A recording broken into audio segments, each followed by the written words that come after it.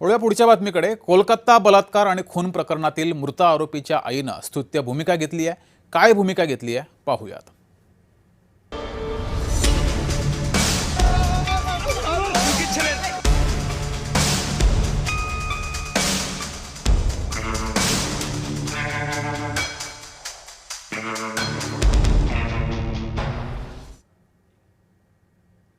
कोलकात्यामध्ये काही दिवसांपूर्वी एका 11 वर्षाच्या मुलीवर बलात्कार करून तिची निर्घृण हत्या करण्यात आली होती।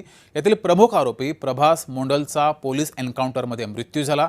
ज्या ठिकाणी मोंडलनं हे घृणास्पद कृत्य केलं होतं तिथंच गुन्ह्याची पुनर्रचना करण्यासाठी पोलीस आरोपीला घेऊन गेले होते।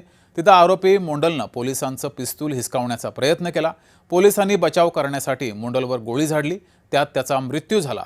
मोंडल आणि त्याच्या साथीदारांनी अतिशय अमानुषपणे 11 वर्षाच्या मुलीवर अत्याचार करून तिची हत्या केली होती।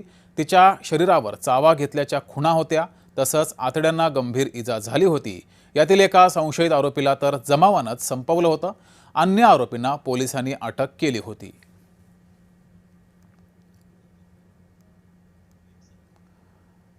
तर यानंतर मृत आरोपीच्या आईनं स्तुत्य भूमिका घेतली आहे। त्याचा मृतदेह माझ्या घरी आणू नका, त्यानं गंभीर गुन्हा केलाय, मला त्याचे अंत्यविधी करायचे नाहीत, अशी ठाम भूमिका आरोपीच्या आईनं घेतली। तो कुठलं चांगलं कर्म करून मेलेला नाही, अशा व्यक्तीचा मृतदेह मला माझ्या घरात नको, त्याच्या गुन्ह्याची शिक्षा त्याला मिळाली आहे, असं संध्या मोंडल यांनी म्हटलं।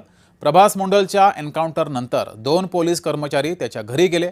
कुटुंबियांना कळवण्यासाठी ते गेले होते। त्यांना देखील संध्या यांनी हेच सांगितलं, मी त्याचा मृतदेह ओळखण्यासाठी सुद्धा येणार नाही, त्याच्या मृतदेहाची काय विल्हेवाट लावायची ती लावा, माझा काहीही संबंध नाही, मी कुठल्याच सरकारी कारवाईवर आक्षेप घेणार नाही, असं संध्या मोंडल यांनी पोलिसांना सांगितलं।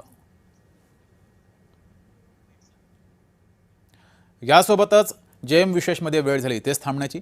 ताज्या बातम्यांसाठी बघत राहा जय महाराष्ट्र।